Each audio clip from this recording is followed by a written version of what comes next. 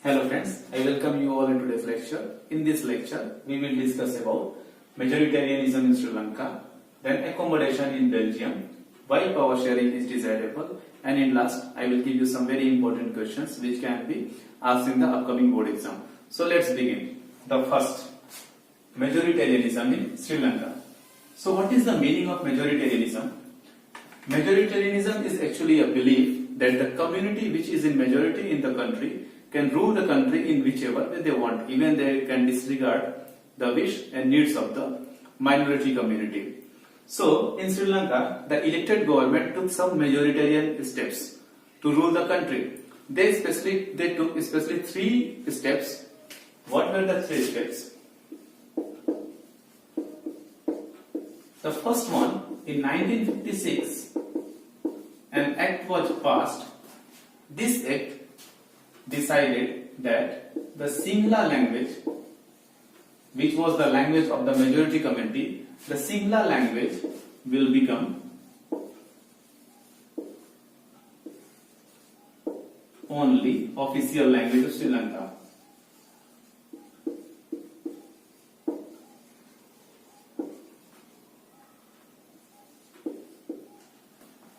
Then the second step, the Sri Lankan government decided or took a step that in the government job and in university positions, the Singla people will be preferred.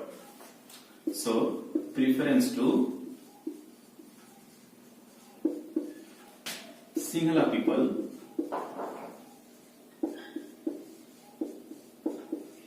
in government jobs and university positions.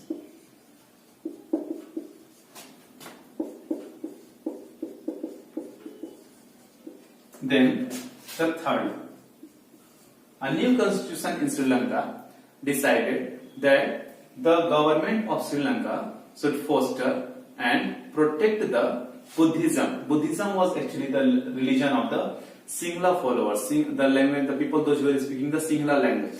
So protection and foster to Buddhism. So these were the three steps which were the majoritarian steps taken by the Sri Lankan government. So all these three steps were in the favor of the majority community, but all the three steps were against of the minority community, Tamil community. And because of these steps, there was a tension between Tamil people and Singla people. Later, the Tamil people started raising their own demands, and they also had three demands. What were the three demands? Demands of Tamil people. So, to raise their demands, Tamil people started making some political organization, and they had their three demands. The first demand, as you see here, by 1956 Singla became only official language. So the first demand of Tamil people was that Tamil language should also become the official language. So the first demand, Tamil as official language.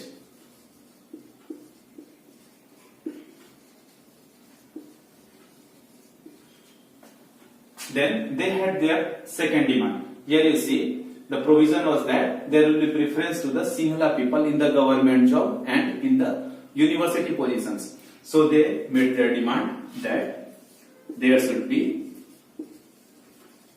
equality in opportunity.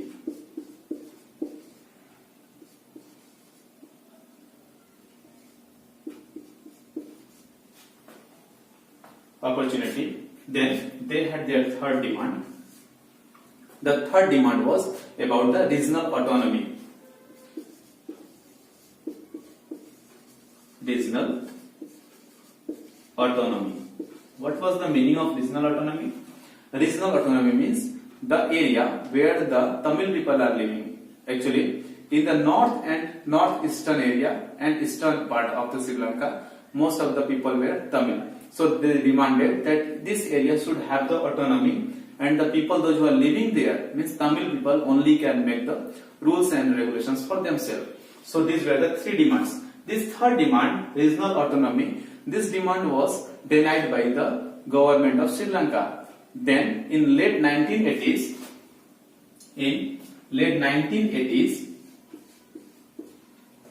the Tamil people started demanding about independent Tamil Elam. Independent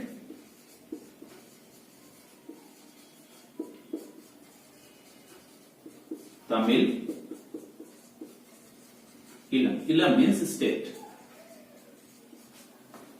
So, what was the meaning of Tamil independent Elam? Actually, this was the demand which was about the independent Tamil area. The Tamil people demanded that the Tamil state or the Tamil Elam, it should be independent from the Sri Lankan government. Earlier, you see, they were demanding about autonomy. Now they were demanding about the independency. Okay, in autonomy, an area will be under the control of the government, but that government will not make the rules and regulations. But here, in the case of independency, the area will not be under the control of government, and that Tamil area will be independent. They can make the rules and regulations for themselves.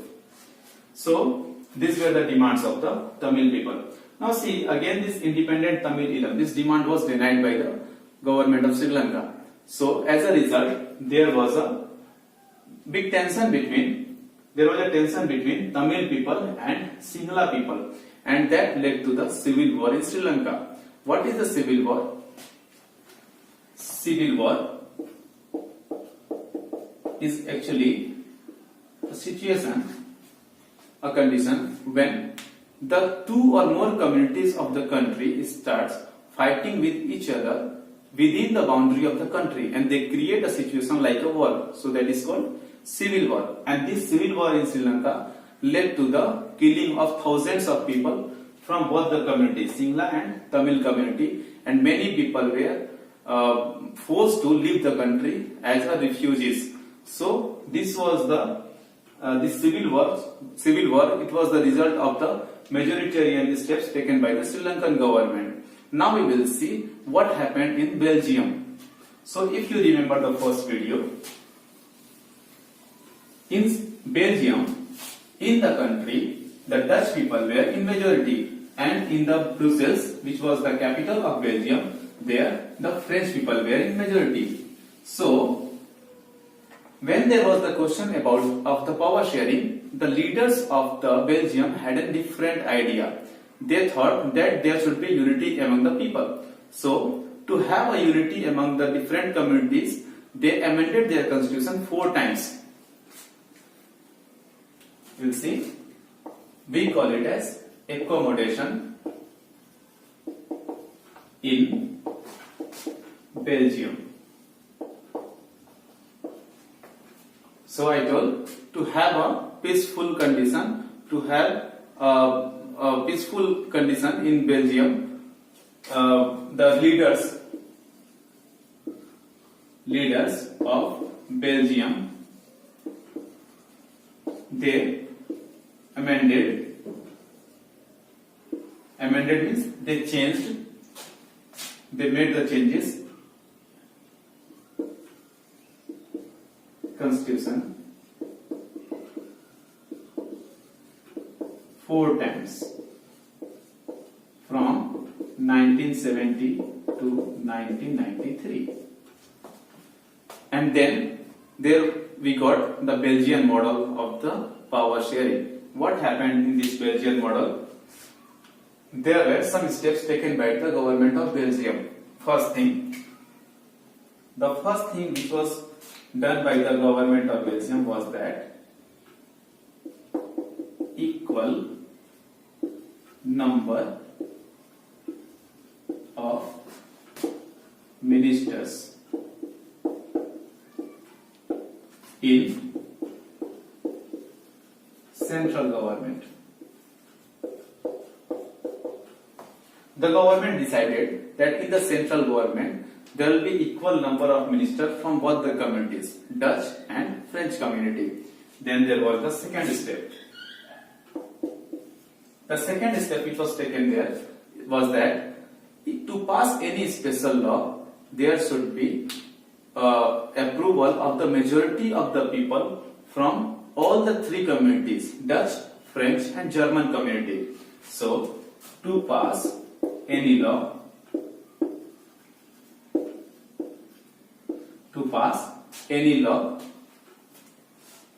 consent of majority from each community. So this was the second provision. Then there was the third provision. It was about the state government. The state government of Flemish region and Wallonia region, where the Dutch and French people were living. So many powers were given to the state government. Okay, state government.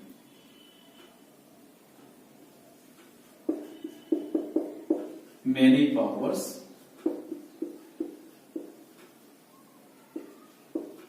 were given to the state government, and most importantly, the state government was not subordinate to the central government. As you see in India, the state government is subordinate to the central government. We can make the hierarchy that central government will come over the state government. Okay, means state government has to follow the order of the central government. But here in Belgium, the state government was not the subordinate of central government. These two were working parallel to each other, and the power was divided among these two. Okay. Then next step was that there was a different government set in the Brussels, capital of Belgium. Different government in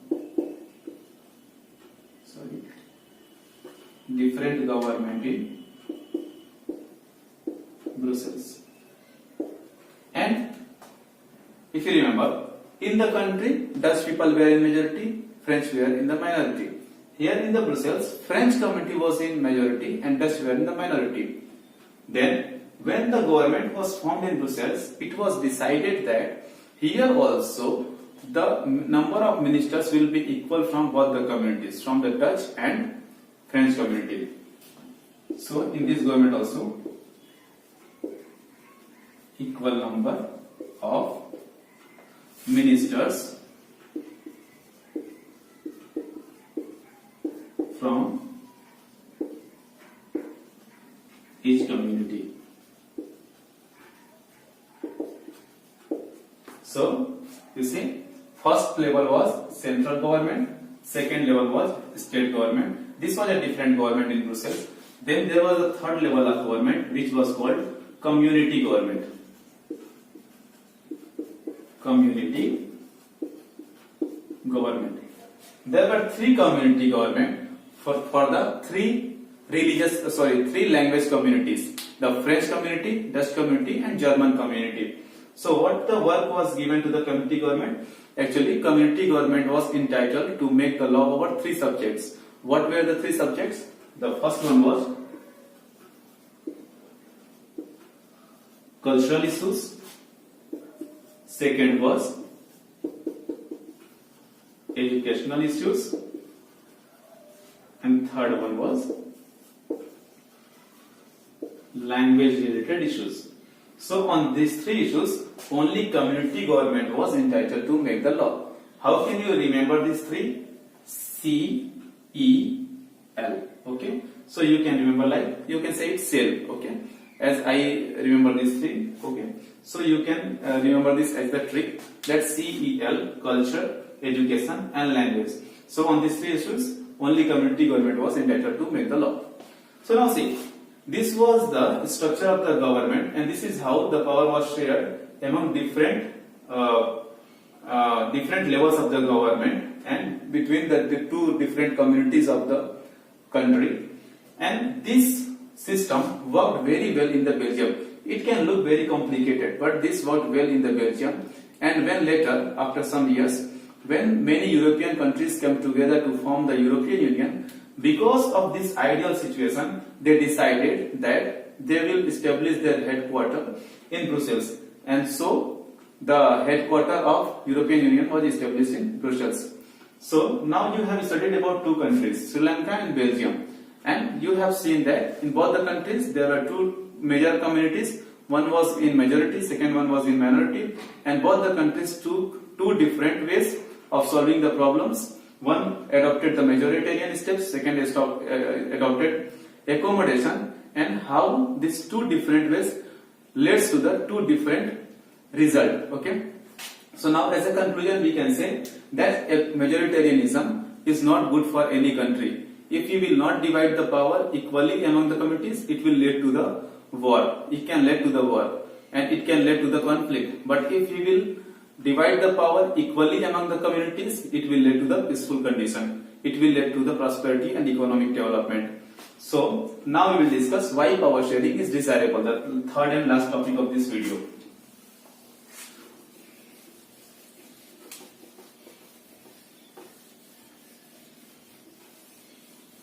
So the next thing is why power sharing is desirable.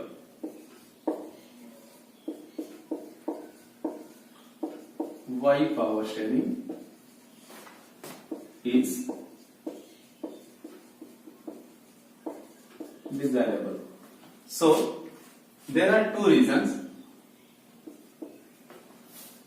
Whatever the reason will be there of this sharing of the power, we can divide it into two parts. The first one is prudential reason. First one is prudential reason and second is moral reason.